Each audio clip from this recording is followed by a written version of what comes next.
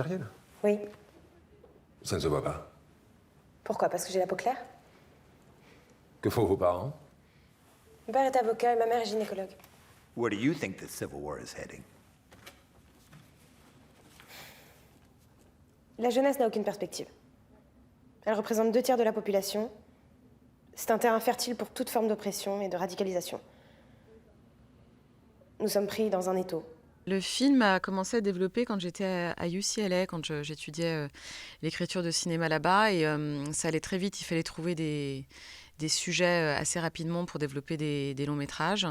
Et j'avais une première idée qui m'était venue, puis il a fallu en trouver une deuxième. Et il nous disait, voilà, faut prendre ce qui vous vient immédiatement à l'esprit. Et ce qui m'est venu à l'esprit tout de suite, c'est une image, c'est pas vraiment une idée, quoi. On la retrouve dans Cigare au miel, mais c'était l'image de cette jeune fille qui était d'une jeune femme, en fait, qui était sur un lit, qui était toute seule sur un lit et qui avait l'air de pas aller bien du tout. Et il y avait une résonance. Enfin, je sentais bien qu'il y avait quelque chose de moi là-dedans, mais en même temps, c'était déjà un personnage très éloigné de moi. Et j'ai commencé à creuser, à me demander pourquoi elle était à la fois aussi dénudée et offerte et en même temps malheureuse. Et au début, je pensais que ça venait de l'histoire de la double culture, quoi, de se sentir tiraillée entre ses origines qui sont algériennes, son éducation qui est française. Et puis, au fur et à mesure, en creusant, je me suis rendu compte que c'était un écartèlement, en réalité, entre un désir de liberté, de vie, et puis un empêchement du patriarcat, qui, lui, n'a pas de culture, en fait. Donc voilà, donc c'est une jeune femme déchirée entre son envie de libération et tout ce qui la retient pour y parvenir.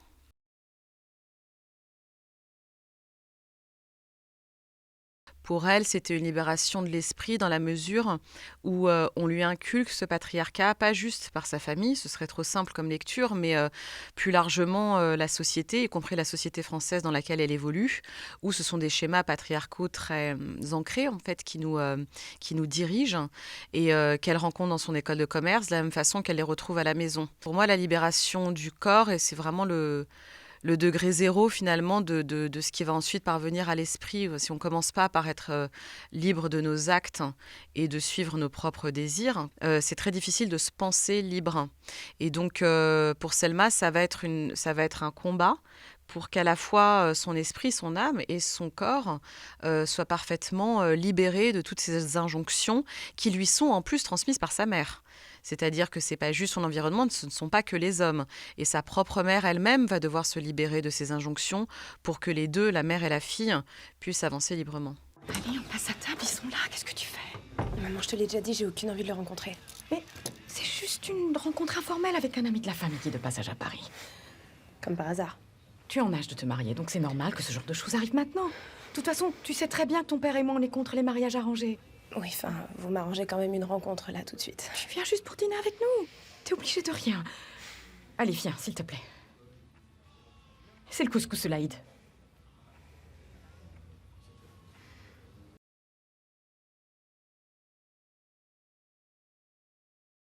Ah, j'ai travaillé sur l'écriture en premier lieu puisque c'est pour moi l'épine dorsale du film, en fait. Vraiment, c'est ce qui maintient tout. Et puis c'est surtout dans ce rapport-là qu'il y a le plus de tension et qu'il va y avoir le plus de possibilités de libération. Donc non seulement j'ai travaillé à l'écriture, mais on l'a beaucoup travaillé aussi à la mise en scène avec les comédiennes, avec Amira Kazar et Zoé Adjani, parce qu'il fallait parvenir à créer ce rapport qui soit à la fois très aimant, même s'il ne s'exprime pas forcément de cette manière, et en même temps un peu tordu, quoi, très difficile à cerner, très difficile à creuser justement dans cet affect. En fait, tout ce qu'on voit en surface, c'est essentiellement de la rigidité, de l'autorité de la part de la mère, des injonctions justement qui en plus sont contradictoires.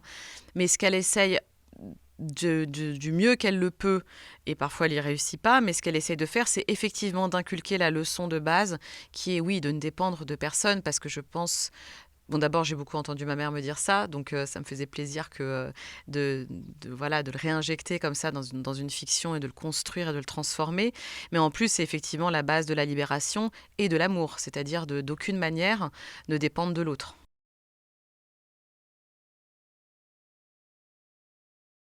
Oui, il faut cet antagonisme pour que déjà elle-même sorte de sa coquille et puisse s'exprimer et puisse devenir. Et puis après, dans son environnement d'école de commerce, pour moi, cet environnement, il met en scène, en fait, pour moi, c'est l'antichambre du patriarcat, du pouvoir financier, du pouvoir économique. Et c'est justement là que se cristallisent les rapports de force ou pas. Et on voit bien tout de suite qu'il y en a qui vont être capables de se remettre en question ou pas. Et donc c'est un âge où, comme tout le monde est dans la provocation pour devenir, effectivement, les portraits ne sont pas forcément tendres, parce qu'eux-mêmes ne le sont pas, en fait, ces personnages, de toute façon.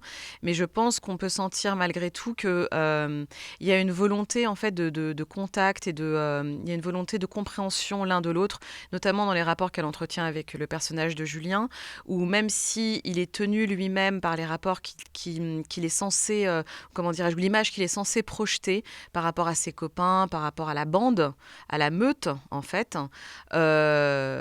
je pense qu'on sent malgré tout qu'il est en mesure si ce n'est de se mettre à la place de Selma, en tout cas de l'entendre et de la voir, en fait, tout simplement. Et ça, pour moi, c'est le début de la possibilité de transformation ensuite à l'âge adulte. De toute façon, aujourd'hui, en Algérie, t'as pas 25 000 solutions. Soit, pour te sauver, tu fais un bond en avant dans l'espace pour venir soit ici, soit à la Belgique, en Amérique, ou là, je sais pas, au Japon, ou là. Soit, tu fais un bond dans le temps, tu retournes au Moyen-Âge et tu restes là-bas. Non, je suis pas du tout d'accord. Parce que toi, t'es idéaliste. Non, c'est toi qui es fataliste. Mais franchement, moi, je pense que c'est de pire en pire. Mais bien sûr, mais ça ne peut qu'empirer. Mais non, mais c'est justement maintenant qu'il faut faire confiance au peuple. Mais tu ne peux pas discuter avec les extrémistes.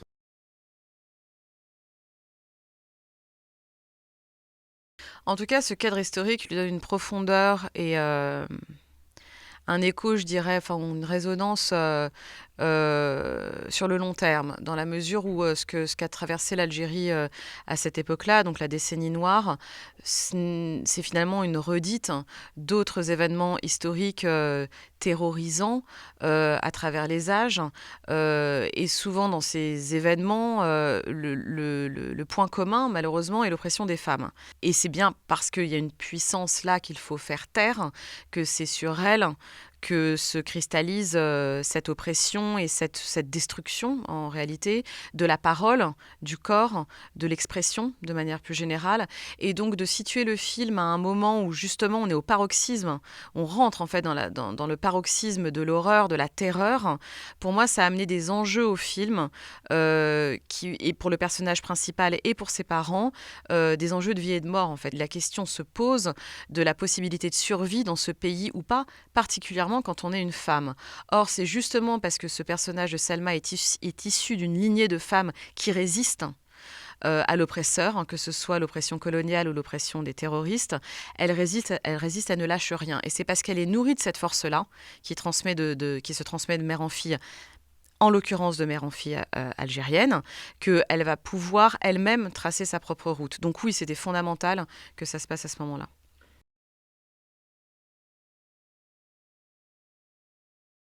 Je considère que ma propre sensualité est nourrie d'algérianité, justement. C'est-à-dire que je refuse le discours selon lequel ce personnage va se libérer sensuellement, disons, parce qu'elle grandit en France et qu'en fait, elle doit s'opposer à une oppression qui viendrait du côté algérien. Pas du tout, c'est tout l'inverse. C'est-à-dire que ce sont des cultures qui nous éveillent tellement, enfin, qui éveillent tous nos sens. L'odorat, l'ouïe, enfin tout, que ce soit la musique, les odeurs, la nourriture. En fait, c'est ça le paradoxe, c'est qu'on est continuellement stimulés sensoriellement, et que pour autant les femmes ne peuvent pas agir en conséquence. Et donc il fallait que ce personnage de Selma garde cet éveil, mais qu'elle puisse le vivre, ou en tout cas qu'elle puisse en faire une expérience de plus en plus positive. Et c'est ce vers quoi elle tend à la fin, effectivement, mais c'est donc bien nourrie de cette culture-là qu'elle va pouvoir avancer dans le monde.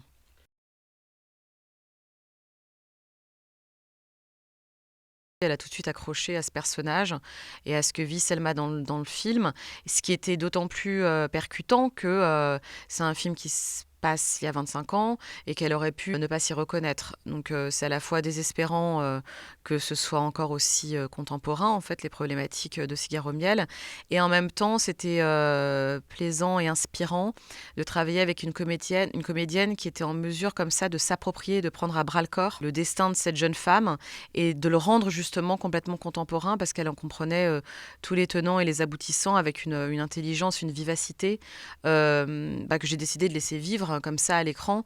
Et je trouve qu'effectivement, Zoé, elle a à la fois cette fragilité et cette puissance en elle. Et je trouve que ça se lit bien sur son visage. Donc elle nous emmène dans son intériorité de manière très généreuse.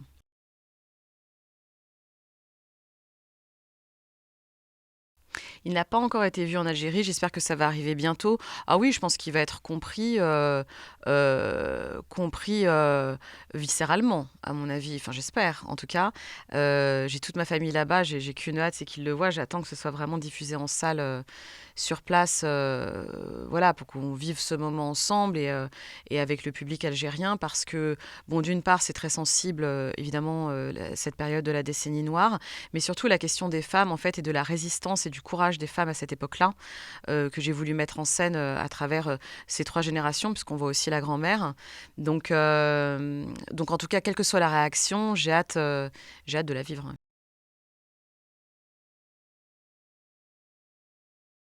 Alors j'avoue que c'est très stimulant, c'est très excitant parce que jusqu'à présent, il a déjà fait, je crois, une quarantaine de festivals, le film, et il a voyagé de la Russie à la Corée du Sud, au Brésil, en Jordanie, où il a reçu le prix du meilleur long métrage arabe.